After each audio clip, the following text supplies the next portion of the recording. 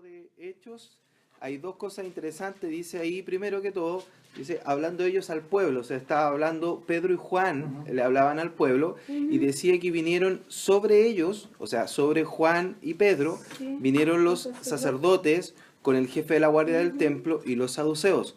Vimos entonces que el templo tenía guardias y que era distinto a los guardias romanos. Era otra guardia, ¿ya? Esta guardia estaba organizada militarmente y era muy importante o respetada por el resto del pueblo, y era respetada también por los propios romanos como una guardia independiente. Y vino el jefe de todos estos guardias y además una denominación o secta dentro de los judíos que se llaman los saduceos. ¿Ya? Y estos saduceos son distintos a los fariseos, tienen creencias distintas. Y hay algunas cosas que son bien marcadas. Los saduceos son más, por decirlo de alguna manera, más racionales, son menos espirituales, son más políticos los saduceos. Los fariseos son como más espirituales, son más apegados a la escritura, son los que buscan de alguna manera ser mejores judíos o mejores religiosos. Los saduceos no, eran personas bastante carnales, preocupadas de las cosas, de los puestos, de tener dinero, y obviamente estos cargos políticos religiosos que le daban poder en medio del pueblo, lugares en el fondo. Y vinieron sobre ellos, pero lo más interesante que dice acá, está en el versículo 2, dice que vienen resentidos de que enseñasen al pueblo y anunciasen en Jesús la resurrección de entre los muertos. Ese sería bueno, si aquí hay un destacador, si quieren ocuparlo, ese versículo 2 márquenlo, porque es muy relevante en el resto de los libros. Sí, el 2 es muy relevante en todo el libro de Hechos. ¿Por qué? Porque después se ve que estos mismos saduceos y estas personas importantes siguen atacando a Pablo, que es determinante dentro del libro de Hechos. Siguen atacándolo por esa situación, por la resurrección dentro de los muertos. Es un hecho que causa controversia. ¿Por qué? Porque los saduceos no creían en la resurrección de los muertos. No creían. Y esto es raro, porque si nosotros vemos en la propia Biblia, en el libro de Isaías, si nos vamos a Isaías en el Antiguo Testamento, en el capítulo 26 de Isaías, el versículo 19 dice lo siguiente, respecto de Isaías 26, 19, dice lo siguiente: tus muertos vivirán, sus cadáveres resucitarán.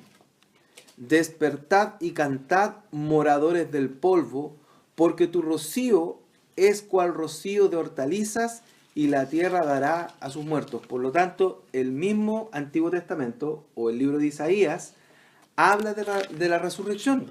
Habla de la resurrección. Entonces es como raro que, siendo judíos, no creyeran en la resurrección. Incluso el libro de Job, también capítulo 19, versículo 25, 26 y 27, dice: yo sé que mi Redentor vive, al fin se levantará sobre el polvo, y después de deshecha esta mi piel, en mi carne he de ver a Dios, al cual veré por mí mismo. O sea, ya en el libro de Job se hablaba de la resurrección, en Isaías se habla de la resurrección, y en otros libros de la Biblia también se habla de la resurrección, del Antiguo Testamento. Entonces, que los apóstoles, Pedro y Juan, predicaran sobre la resurrección, no debiera haber sido nada nuevo para esta gente. Sin embargo, vienen a increparlo, o vienen resentidos, como dice la palabra ahí, resentidos de que ellos estuvieran enseñando estas cosas.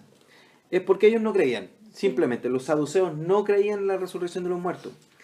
Hecho muy relevante, y es muy relevante en el Antiguo Testamento y también en el Nuevo Testamento.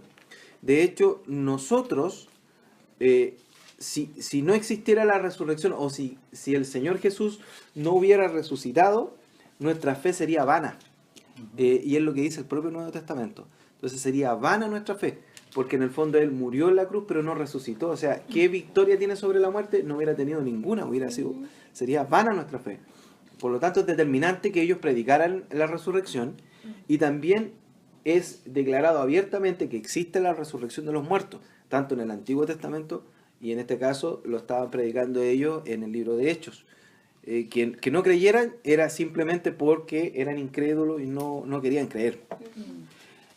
Versículo 3 dice, y les echaron mano y los pusieron en la cárcel hasta el día siguiente, porque ya era tarde. Pero muchos de los que habían oído la palabra creyeron, y el número de los varones era como 5.000. Es lo que en la vez anterior estuvimos también hablando, en el capítulo anterior, cuando él estaba predicando. Primero eran 4.000, que eso fue en el capítulo 2, eran alrededor claro, que se convirtieron, y acá son 5.000, solo 5.000 hombres. Por lo tanto, no están contadas las mujeres ni los niños. Estamos hablando de que entre el capítulo 1 y el capítulo 4, o entre el capítulo 2 y el capítulo 4 del libro de Hechos, hay alrededor de 9.000 personas, o si quieren ustedes, más de 8.000 personas que son parte de la iglesia. Entonces, no era una iglesia pequeña, era una iglesia grande, muy grande. Una iglesia, y lo hablábamos la vez anterior, o la clase antepasada, que no existen iglesias de 4.000 personas acá en Chile, salvo la Catedral J. Beche, que tiene capacidad para 14.000 personas, pero es porque van de distintas iglesias. Pero iglesias de esta magnitud son muy pocas, y a nivel mundial hay varias, pero no es la norma, ¿ya? Que existen iglesias tan grandes, más de 8.000 personas. Se creen que eran mucho más que eso, por el hecho de contar la familia. Entonces, la logística de mantener una iglesia de ese tipo, y en las condiciones que vivían, acuérdense que ellos tenían una vida en común. Ellos vivían en comunidad. Entonces, no era fácil tener organizada una iglesia de esas características. Lo siguiente que dice ahí, aconteció al día siguiente que se reunieron en Jerusalén los gobernantes, los ancianos y los escribas. Los gobernantes son son autoridades. Los ancianos eran personas de renombre, los cuales enseñaban a los demás y eran maestros, y los escribas eran los que interpretaban la ley. Por lo tanto, eran personas de mucha autoridad, de mucho renombre entre los judíos. Y dice ahí, y el sumo... También los escribas levantaban las actas que se generaban. Claro, y partió desde ahí. De hecho, principalmente el oficio de escriba en el pueblo judío, porque en las otras naciones antiguas, en la historia, siempre han existido los escribas. Ya que, como decía mi papá, el que levantaba las actas del rey, todo lo que hablaba el rey, todo lo que pronunciaba el rey, los escribas lo iban haciendo. Y cuando el pueblo judío fue llevado prisionero a Babilonia, ahí ellos desarrollaban más fuertemente el oficio de escriba, para poder mantener la tradición de la escritura, específicamente. Los escribas, para este caso y para el pueblo, eran personas que interpretaban la ley, solo interpretaban la ley. Ese era su oficio acá. Tenían ese oficio principal. Y dice ahí en el versículo 6, y el sumo sacerdote Anás, el sumo sacerdote era el que estaba por sobre los otros sacerdotes, y este sacerdote era muy relevante y muy importante. Ya a él lo miraban todos y le tenían mucho respeto, era considerado un príncipe dentro del pueblo.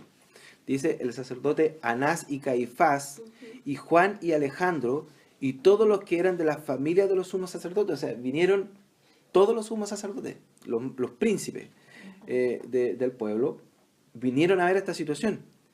¿Qué es lo que pasaba? ¿Qué es lo que estaba ocurriendo? ¿Qué es lo que estaba pasando con estas personas que estaban hablando al respecto de esto? Y en este caso era Pedro y Juan.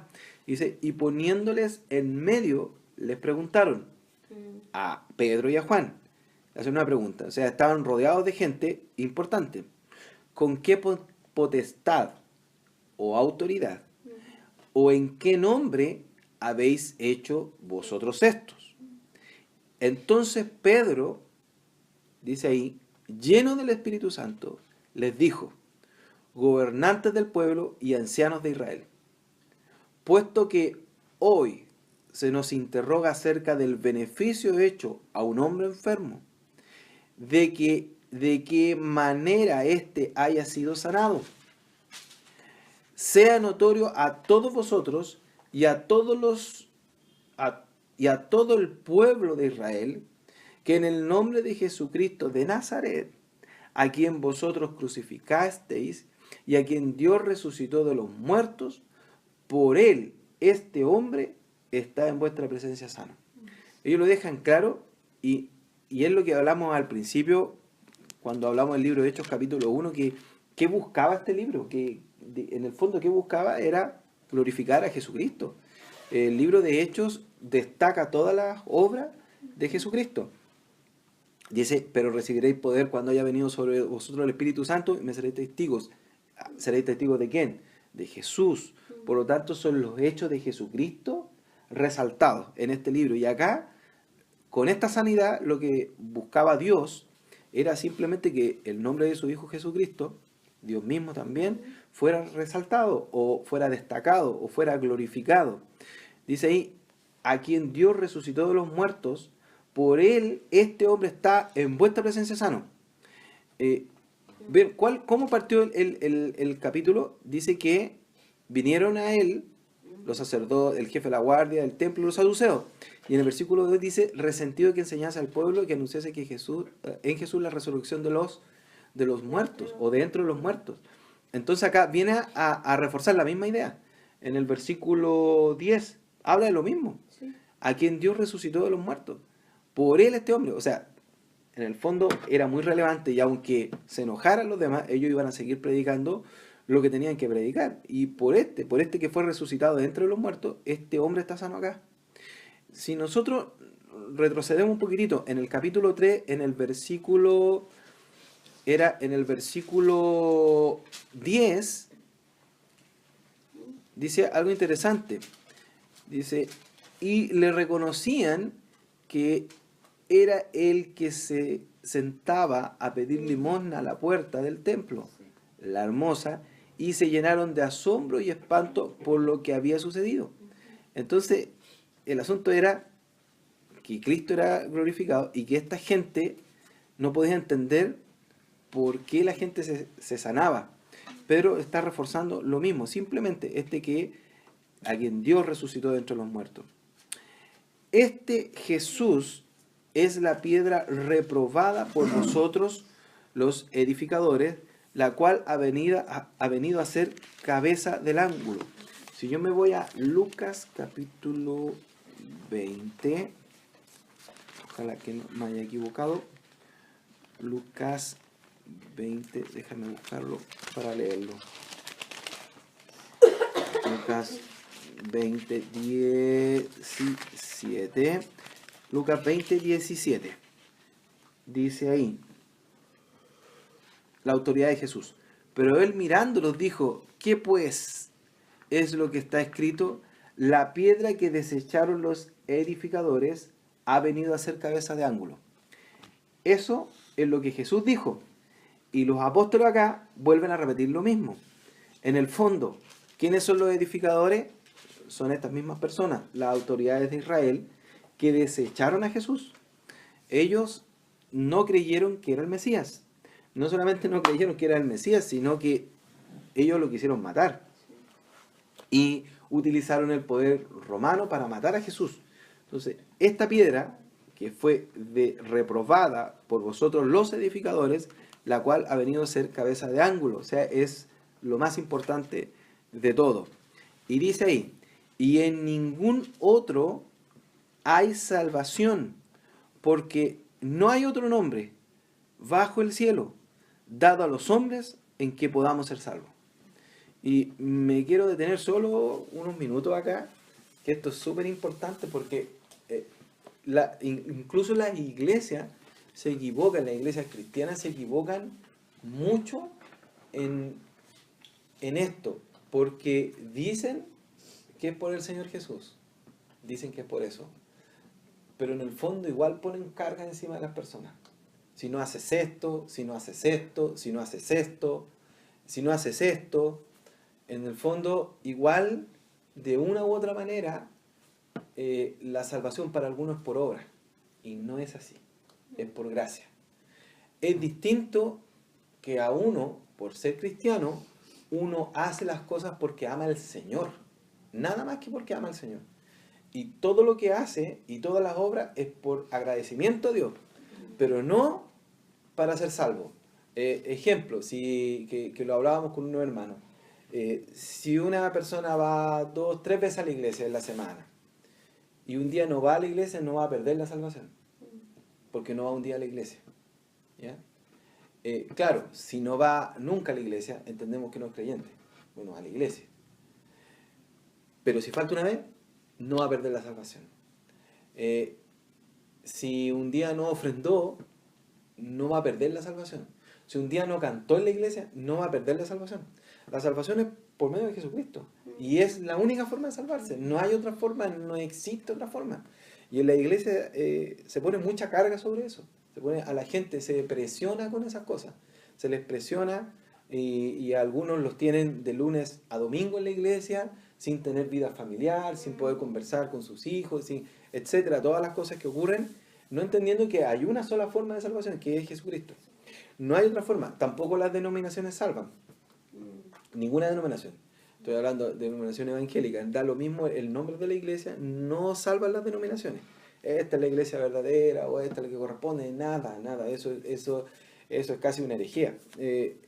Simplemente el Señor Jesucristo. En el Evangelio, según San Juan, dice a los que le recibieron, a los que creen en su nombre, en el Juan 1.12, más a todos los que recibieron, a los que creen en su nombre, les dio potestad de ser hechos hijos de Dios, o les dio la autoridad de ser hechos hijos de Dios. Y hay algo que encontré que me gustó mucho también con esto mismo, que está en la primera epístola de Juan, al final, antes de Apocalipsis, está eso. Primera de Juan 3. Primera de Juan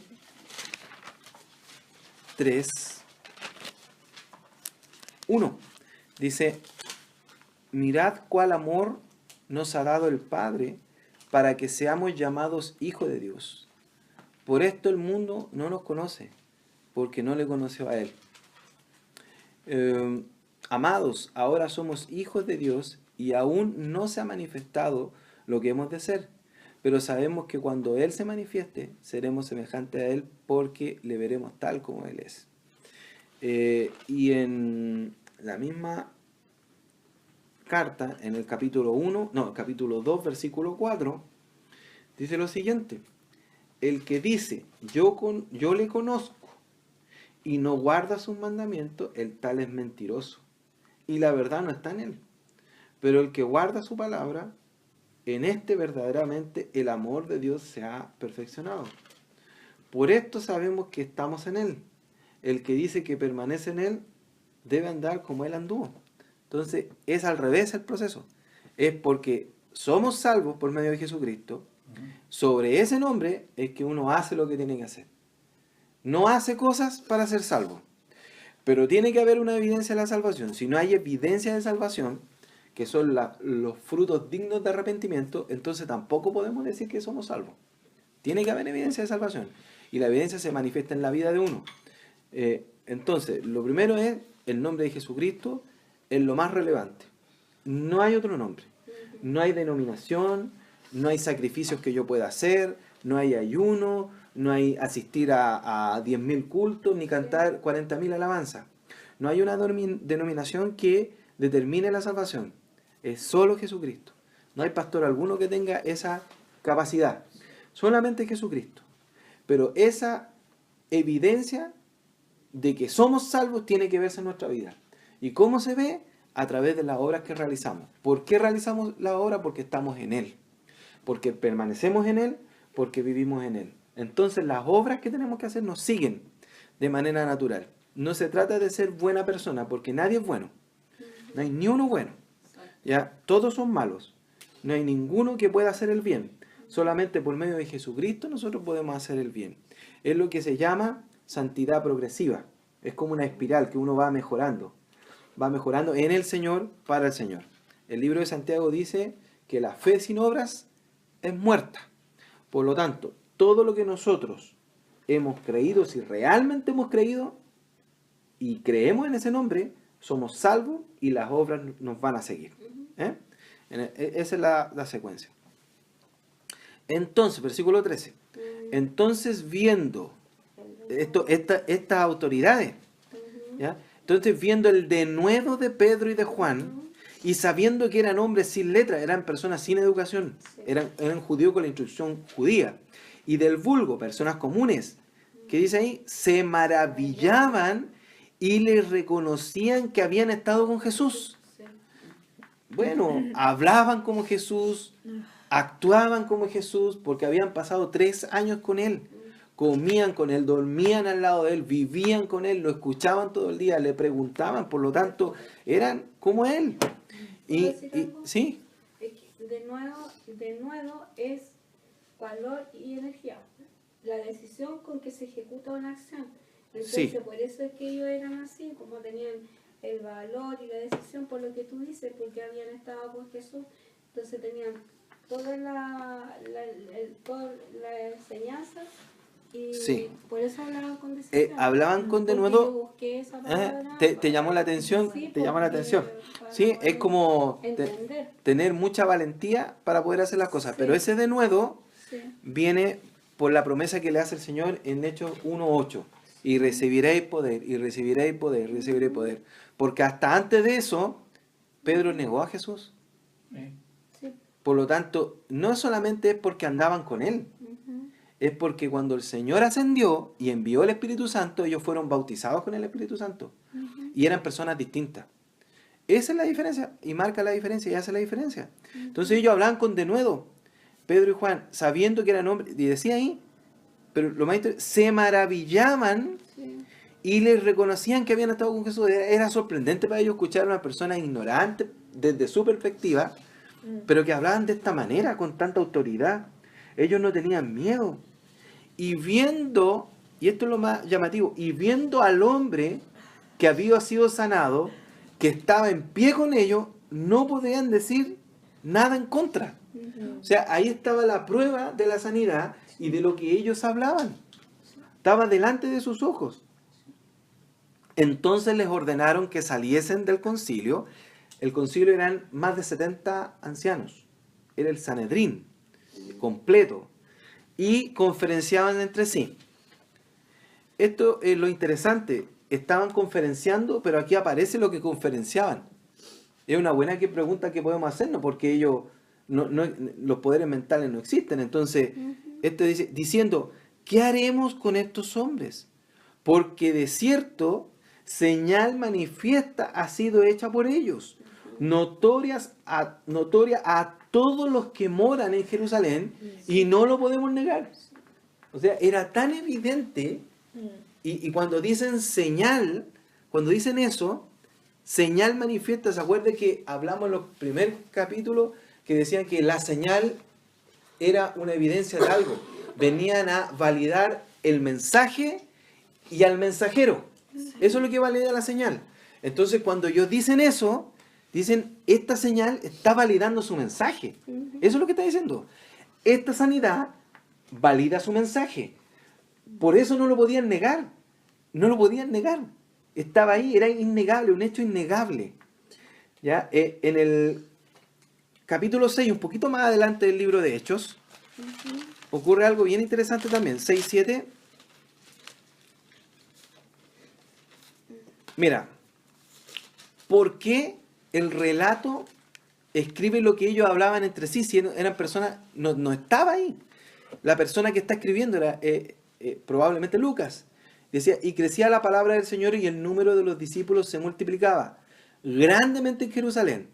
También muchos de los sacerdotes obedecían a la fe. ¿Qué significa? Que de en medio del Sanedrín, de en medio del concilio, había gente que había creído en Jesús. Había creído. Por eso se sabe lo que ellos hablaron. Y después más adelante, ustedes lo pueden ver en el libro de Hechos, lo vamos a ir descubriendo, que hay personas que eran parte del concilio que habían creído. De hecho, ustedes saben que de noche vino uno de los principales a hablar con el Señor Jesús, sale los evangelios. Entonces, había gente de en medio que había creído. Por eso aparece lo que ellos hablaban. Lo interesante, no podían negar, no podían hacer nada. Versículo 17 dice, sin embargo, para que no se divulgue más entre el pueblo, amenacémosle para que no hablen de aquí en adelante a hombre alguno en este nombre. Yo no sé cómo expresar esto, pero cada vez que lo leo, digo, si están viendo la verdad ahí, si ven una maravilla y reconocen que hay una señal, es señal de parte de Dios, pues si eso es lo que están reconociendo, una señal de parte de Dios. Es una señal que valida el mensaje que ellos entregan, que validan a esos dos mensajeros. Igual no quieren que sigan hablando. Igual ellos quieren seguir con su tradición, no les interesa, tienen una posición súper cómoda, lo tienen todo. No creyeron a Jesús, no quisieron validar el mensaje de Jesús. Jesús hizo estas mismas cosas, lo mataron. Acá ellos mismos reconocen y vienen a amedrentar a las personas para que no hablen. Y dice, y llamándoles les intimaron que ninguna manera hablasen ni enseñasen el nombre de Jesús. 19. Mas Pedro y Juan respondiendo diciéndoles, juzgad si es justo delante de Dios obedecer a vosotros antes que a Dios. O sea, ¿qué hago? ¿Me quedo callado? ¿Vamos a tenerle miedo a ustedes? ¿O tenemos que seguir hablando del Señor? Tenemos que seguir hablando. No nos vamos a callar. Porque no podemos dejar de decir, y dos cosas dice, lo que hemos visto y oído. Porque ellos vieron al Señor resucitado. Y todo lo que Él hizo es el mensaje del Señor. Es destacar al Señor, glorificar al Señor. Y lo que ellos han visto y oído, lo que el Señor les contó, lo que vieron del Señor. Ellos entonces les amenazaron y les soltaron, no hallando ningún modo de castigarles por causa del pueblo, porque todos glorificaban a Dios por lo que se había hecho, ya que el hombre en quien se había hecho este milagro de sanidad tenía más de 40 años. No había cómo negarlo. Ya en el Hechos 3:8 dice algo similar, dice, y todo el pueblo le vio andar y alabar a Dios. Era todo el pueblo que estaba pendiente de esto. Todo el pueblo que estaba cerca del templo. Era mucha gente.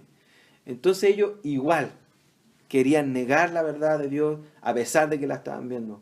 ¿No parece similar esto a lo que ocurre hoy? ¿Parece muy similar?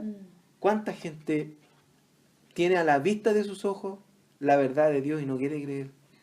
¿Cuánta gente tiene a la vista de sus ojos quién es Jesucristo y no quiere someterse a Él? ¿Cuánta gente tiene a la vista la cruz y no quiere creer en la cruz? Prefiere seguir viviendo su vida y decir, no, yo creo a, ¿cómo dice? A mi manera. Y no es a la manera de uno, a la manera de Dios. Como Dios quiere que creamos. Así esta gente quería creer a su manera. A la manera judía, a la manera de sus tradiciones, a la manera de su forma de actuar. Pero no es así. Es a la manera de Dios, como Dios quiere actuar y como Dios quiere cambiar las cosas. Es que ellos tampoco nunca creyeron que Jesús era el Mesías. Nunca, jamás, nunca creyeron. Y no creen todavía. Por eso ellos no les importaba seguir como ¿No? hasta ese Era cómodo, momento. era súper cómodo, tenían No todo. creyeron. Y ahora hay mucha gente que, teniendo toda esta verdad adelante, viendo películas, escuchando muchas cosas, tampoco quieren creer. No. Y tienen más información de la que tenían los judíos en ese tiempo. Ahora hay más información. Versículo 23, y puestos en libertad, vinieron a los suyos y contaron todo lo que los principales sacerdotes y los ancianos les habían dicho. Y ellos, habiéndolo oído, alzaron unánime la voz a Dios y dijeron, soberano Señor, tú eres el Dios que hiciste el cielo y la tierra, el mar y todo lo que en ellos hay, que por boca de David tu siervo dijiste, ¿por qué se amotinan las gentes y los pueblos piensan cosas vanas? Se reunieron los reyes de la tierra y los príncipes se juntaron en uno contra el Señor y contra su Cristo, porque verdaderamente se unieron en esta ciudad, en Jerusalén, Ujú. contra tu santo Hijo Jesús, a quien ungiste, Herodes y Poncio Pilato, con los gentiles y el pueblo de Israel, para hacer cuanto tu mano y tu consejo habían antes determinado que sucediera. ¿Se acuerdan que dijimos que muchas veces la gente dice, ¿y por qué lo mataron? ¿Y por qué tenía que morir si era tan bueno, si era Dios? Es que tenía que morir. Él tenía que morir. No había otra opción. El Señor tenía que cumplir el plan que estaba antes de la fundación de las cosas, antes de la fundación del mundo. No existía o no existió plan B. Nunca había plan B. Sí. Siempre ha sido plan A. Y eso está en el plan A. En el 2.24 del libro de Hechos, que fue lo que vimos en su momento, decía, a este, entregado por el determinado consejo y anticipado conocimiento de Dios, prendisteis y matasteis por mano de inicuos crucificándole. Era el plan de Dios. Simplemente tenía que morir. Y murió. Simplemente por salvarnos a nosotros. Era su plan. Versículo 29. Y ahora, Señor, mira sus amenazas y conceda a tu siervo que con todo denuedo hablen tu palabra, mientras extiendes tu mano para que se hagan sanidades y señales y prodigios mediante el nombre de tu santo Hijo Jesús. Nuevamente, por medio de él, por medio de Jesús. Cuando hubieron orado, el lugar en que estaban congregados tembló, y todos fueron llenos del Espíritu Santo. Y miren qué interesante. ¿Fueron llenos del Espíritu Santo y hablaban en otras lenguas? No, dice, y hablaban con denuedo la palabra de Dios. Sí. Para eso fueron capacitados con el Espíritu Santo, para predicar y para hablar. Bien, aquí viene el versículo 32, de una parte cortita, pero bien interesante también, porque nos habla muchas cosas y de hecho hay unas filosofías que salieron desde acá. Dice, y la multitud de los que habían creído era de un corazón y un alma. Eso significaba que tenían un solo sentir. ¿Y cuál era el sentir? Era simplemente estar juntos, comer juntos, orar, escuchar la palabra, escuchar a los apóstoles, cantar himnos, cánticos. Eso es lo que hacían. No hacían otra cosa. Se reunían en las casas, se reunían donde podían, en los prados, en lugares amplios, para poder estar juntos. Un solo corazón y un alma. Eran unánimes. Y ninguno decía ser suyo propio nada de lo que poseía, sino que tenían todas las cosas en común. Yo escuché el testimonio de un comunista que se convirtió al Señor y era parte de un movimiento militar comunista, y él decía que ellos ocupaban mucho esta parte de la escritura por el comunismo, las cosas en común. Pero también cuando llegó Cristo a su vida se dio cuenta que las cosas cuando se hacen sin amor no tiene sentido. Nada es en el fondo, por lo tanto se dio cuenta que estaba muy equivocado. Bueno, un principio súper lindo, de que tenían todas las cosas en común. Y con gran poder los apóstoles daban testimonio de la resurrección del Señor. ¿Se da cuenta de nuevo? Sí. Hablan de la resurrección. Es muy importante la resurrección. De eso predicaban, porque es lo que traía la victoria. En el fondo es la victoria sobre la muerte. Nuevamente, daban testimonio de la resurrección del Señor Jesús. Y abundante gracia era sobre todos ellos. Así que no había entre ellos ningún necesitado, porque todos los que poseían heredades o casas las vendían y traían el precio de lo vendido y lo ponían a los pies de los apóstoles, y se repartía a cada uno según su necesidad. Tenía las cosas en común. Entonces José, a quien los apóstoles pusieron por sobrenombre Bernabé, y destaquen si quieren ese nombre ahí o subrayenlo porque él va a ser importante después, que traducido es hijo de consolación, era un levita, era parte de los que ministraba de la tribu de Leví, era importante. Levita natural de Chipre, como tenía una heredad, la vendió y trajo el precio y lo puso a los pies de los apóstoles. Este hombre Bernabé después va a ser compañero de Pablo, o del apóstol Pablo, en en el viaje. Tenemos que terminar hasta el versículo 11 del capítulo 5 porque van relacionados. Después yo me di cuenta, ¿ya? Van relacionados con lo anterior. Dice ahí, a los pies de los apóstoles: pero cierto hombre llamado Ananías, con Zafira su mujer, vendió una heredad, una propiedad, y sustrajo del precio, sabiéndolo también su mujer. O sea, la vendió y del precio sacó una parte de la plata, ¿ya? Y trayendo solo una parte, la puso a los pies de los apóstoles. O sea, no trajo todo el dinero de la heredad. Y dijo Pedro: Ananías, ¿por qué llenó Satanás tu corazón para que mintieses al Espíritu Santo y sustrajeses del precio de la heredad? Qué interesante, porque ellos no le estaban mintiendo a Dios, le estaban mintiendo a los apóstoles. Pero dice, pero estás mintiendo al Espíritu Santo, porque lo que tú mientes, se lo mientes a Dios. Él había tomado una parte y Pedro supo, por Dios, reteniéndola. No se te quedaba a ti, él podría haberse quedado con todo. Y vendida, no estaba en tu poder. ¿Por qué pusiste esto en tu corazón? No has mentido a los hombres, sino a Dios. Un principio importante a tener en cuenta. Siempre que uno ofende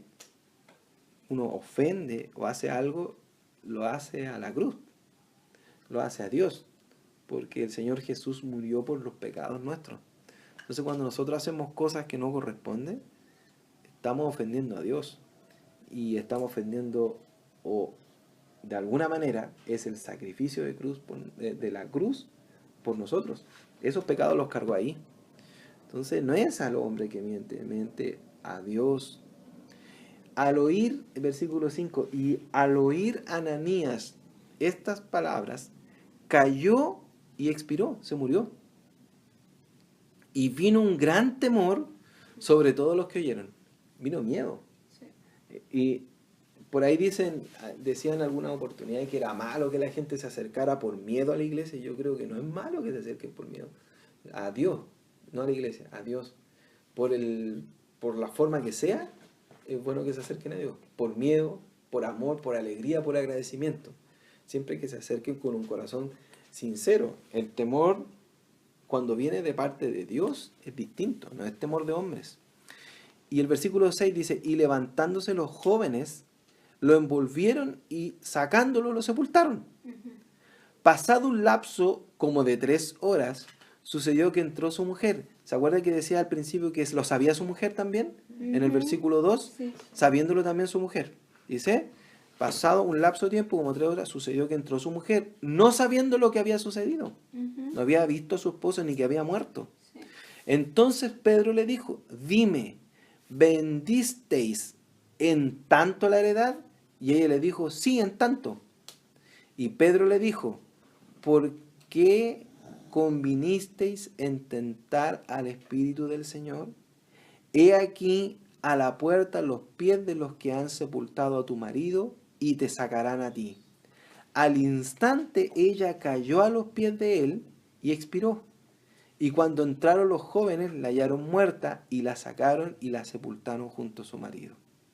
Y vino gran temor sobre toda la iglesia y sobre todos los que oyeron estas cosas. ¿Por qué? Porque simplemente cuando Dios obra, también da y viene el temor. Dios es temible y es terrible, porque su santidad no permite estas cosas. Le estaban mintiendo los apóstoles, y los apóstoles eran personas que habían sido capacitados de manera distinta a las demás personas. Nadie va a poder ser como un apóstol, nunca. Yo escuchaba a una persona que decía que podíamos ser como Pedro y no vamos a ser nunca como Pedro. Nunca jamás, porque él fue un apóstol. Sí, podemos tener las debilidades que él tuvo, podemos también ser hombres de oración, pero como ellos, realmente como ellos jamás, porque tenían una capacidad distinta dada por el Señor, simplemente para dar el impulso a la iglesia. Sobre ellos fue revelada también la doctrina. En ellos Dios lo usó de esa manera, por lo tanto es algo que solamente ellos podían hacer.